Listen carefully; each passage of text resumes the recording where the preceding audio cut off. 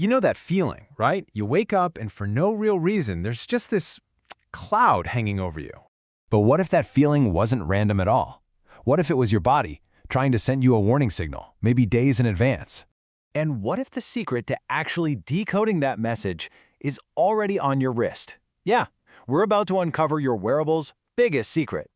So let's jump right in and unlock your wearable's secret power. And trust me, it goes way, way beyond just counting your steps. For explorers.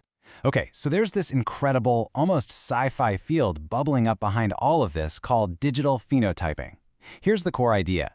All the data your phone and smartwatch are just passively collecting anyway, it can be used to build a real-time, objective picture of your mental health.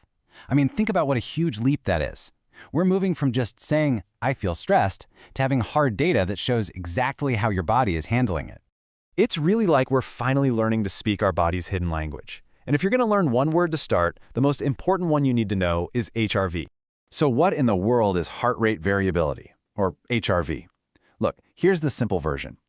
It's not your heart rate, but the tiny millisecond by millisecond variations in the rhythm between your heartbeats. Imagine your nervous system is a car's engine. Well, HRV is the sound it makes. Is it purring along smoothly, or is it sputtering and struggling under strain? It is a powerful real-time report card on how well you're handling all the stress life throws at you. For strategists, and this is where it gets really interesting, a high HRV is like a flexible tree branch. It can bend in the wind without snapping. That's a resilient system. It means your body's great. It's shifting from that stressed-out fight-or-flight mode back to a calm, rest-and-digest state. Low HRV, on the other hand, is like a stiff, brittle twig. It means your body gets stuck in that high-stress mode, which is linked to everything from anxiety to depression.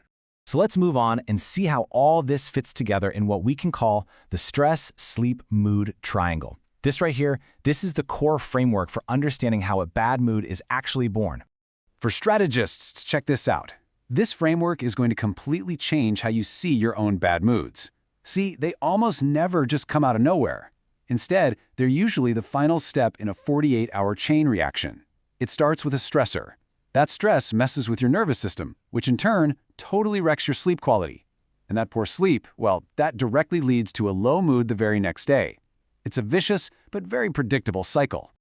And this is why HRV is the absolute game changer. It's the moderator in that whole cycle. If you have a high HRV, you can face a stressor, but your body bounces back fast. Your sleep stays solid and your mood stays resilient. But with a low HRV, that exact same stressor kicks off a domino effect. You stay stressed for longer, your sleep gets all fragmented, and boom, that's when those depressive feelings show up at your door. And hey, this isn't just a theory, it is backed by solid research. This one study on what they call sleep reactivity found that, quote, individuals with lower resting HRV were more likely to report poor sleep quality in the context of chronic stressor exposure. In other words, having a low HRV makes your sleep way more vulnerable to stress. You know what pours gasoline on this fire? Being sedentary. I mean, research shows that sitting for more than 6 hours a day, it doesn't just hurt your back, it's directly linked to poorer mental health and sleep quality, making that whole vicious cycle even tougher to escape. So how do you break the cycle? The most powerful and practical way is exercise. Moving your body isn't just about getting fit, it's a direct intervention. It helps regulate key neurotransmitters like serotonin and dopamine that control your mood. It lowers the stress hormone cortisol, and it literally improves your sleep quality. For explorers, and here's a hidden benefit most people don't know about. Exercise boosts a protein called BDNF. The easiest way to think about it is like Miracle-Gro for your brain. It helps grow new neurons and enhances your brain's plasticity, which literally makes your brain more physically resilient to stress. How cool is that? Okay, this brings us to the really exciting part. We've seen how the system works. Now let's look at how your wearable can turn all this data into your body's very own early warning system. For social smarts.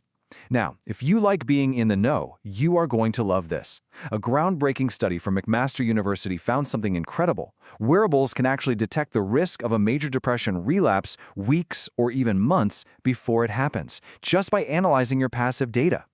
This is seriously cutting-edge stuff. Professor Benicio Frey, one of the study's authors, he puts it perfectly. He said, imagine a future where a smartwatch can warn people a new episode of depression is very likely coming within the next 4 weeks. I mean, that's not science fiction. That's the future of preventative mental health care, and it's happening right now. Forest strategists. So what are these digital breadcrumbs your wearable is actually looking for? Well, the study pinpointed 3 key warning signs. First, your sleep schedule starts to get more and more irregular. Second, and this was the biggest red flag, your body shows less difference between your daytime activity and your nighttime rest. It's like you never fully power down. And third, you start spending more time awake after you've already fallen asleep. Those are the digital biomarkers of an approaching storm. Okay, this is all fascinating, but how do we actually use it? Let's get into our final section, turning data into action. First off, let's talk gear real quick. Which device is right for you? It really just depends on your goal.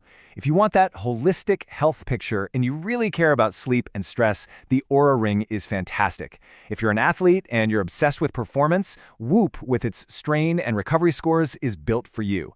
And of course, if you live in the Apple ecosystem, the Apple Watch is a brilliant all-rounder. Okay, here is a simple 4-step action plan you can start tonight. Seriously. 1. Start tracking your overnight HRV to get a baseline. Just see what your normal looks like. 2. When you see a drop in that score, don't just swipe it away. Get curious. Ask yourself, okay, what stressors were at play yesterday?